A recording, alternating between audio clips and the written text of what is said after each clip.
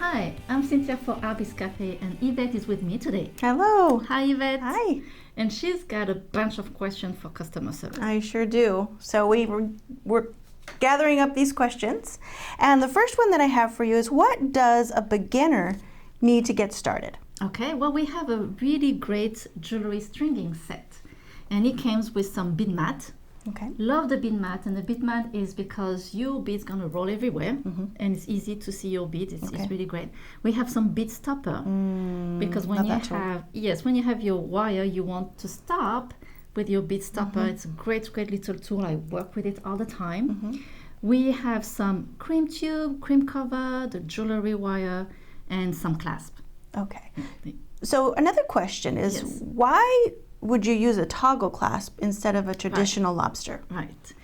I love toggle clasp, and I tend to use that all the time. And the reason is because they came with so many different designs. Like this here, this is a tiara cast, and you see all the detail, and the detail match the spacer beads that I put in here. Got it. And then I use like a copper, or you can use a teeny one because your bracelet is really small. Got it. So it really depends on the design. And it's part of the design element that way, whereas with the lobster clasp, it's more utility. Yes, and like this one it's great that you say that, because on this one I use the clasp in the front, and I dangle some beads in there.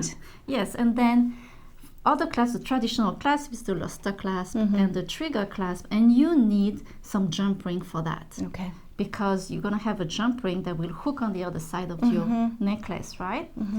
And some other clasps that I really love also are the magnetic clasp. Those are great. They are great. So easy. Yes. The only thing you have to be careful, you cannot use them when you have a pacemaker. But they are very easy, and it's the same. You have to look at the size of your bracelet. Here I have a very small bracelet, so my magnetic clasp is really small. Got it. Okay. Here I have 5 strands, so I'm going to use a bigger clasp. Here is just a simple clasp also. I wanted something simple, and because it was small and my bracelet was really big, then I add a pendant on it. Oh my goodness, okay. So trying to balance out the size along with... Yes, and the reason why I'm so picky with clasp also is because a lot of time people look at you and say, oh, I love your necklace, this is really pretty. What do? You take your necklace out and you're showing.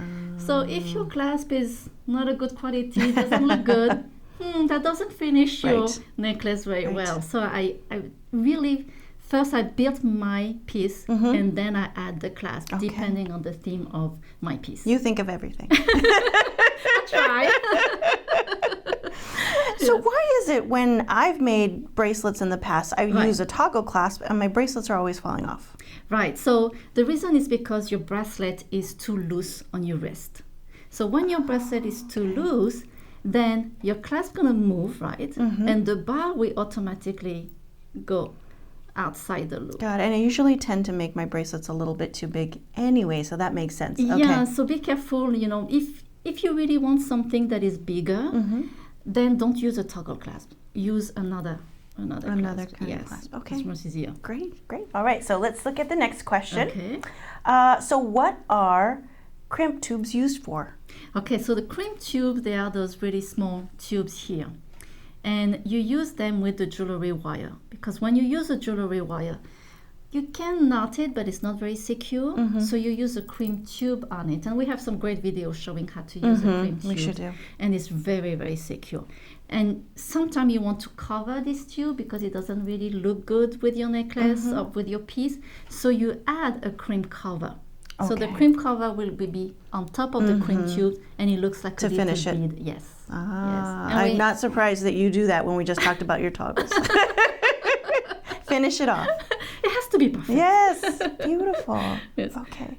So why would you mentioned jewelry wire. Right. Why do you use jewelry wire instead of fireline? Right, and this is fireline. So a lot of people use fireline. You can use it with any pieces, but I tend to want something that's a little sturdier and thicker, so that's why I use jewelry wire. It feels stronger to me. Okay. And I do use the fireline a lot, but I use it when I do seed beading.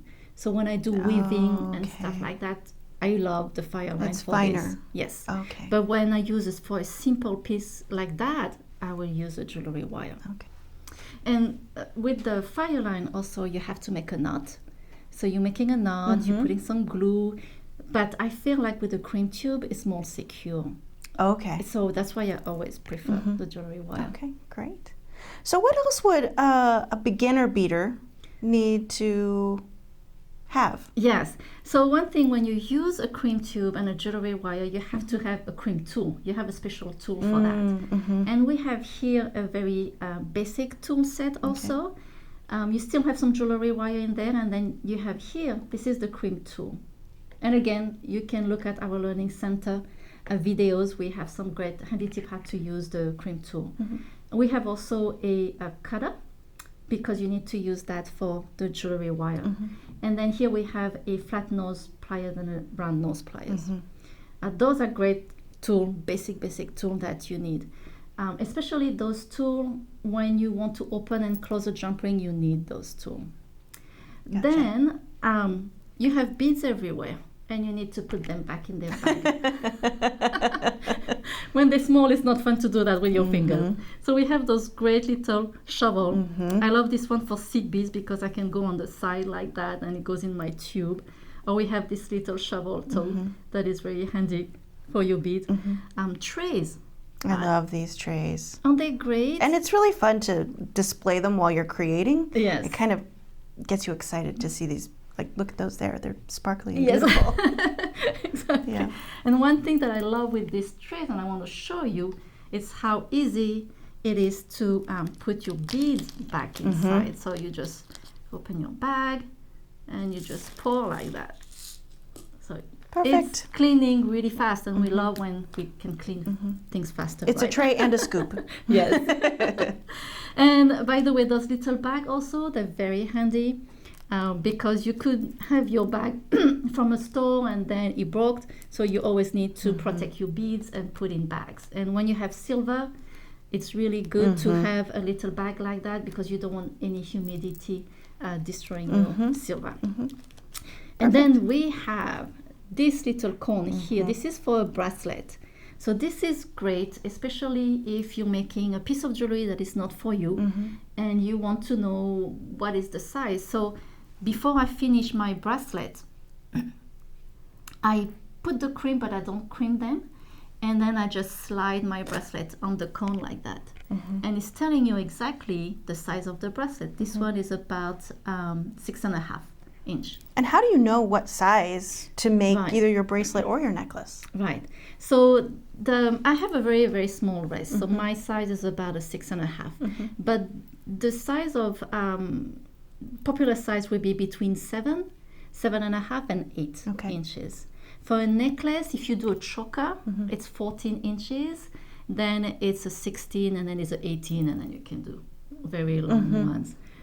So you have different sizes. Yes. Oh, great. And so those are the traditional sizes for them. Yes.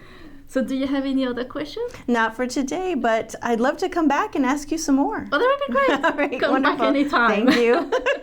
Well, thank you so much for coming Absolutely. today. Thank you for having me, Cynthia. It's always a pleasure. Oh, thank you. And hopefully those questions help you to create some beautiful jewelry. And thank you for joining us today in Artbeads Cafe. And make sure to subscribe to our email newsletter. Like that, you can be the first one to get our great promotion, our new ideas too. So thank you again. Merci. Au revoir. À bientôt. Bye-bye.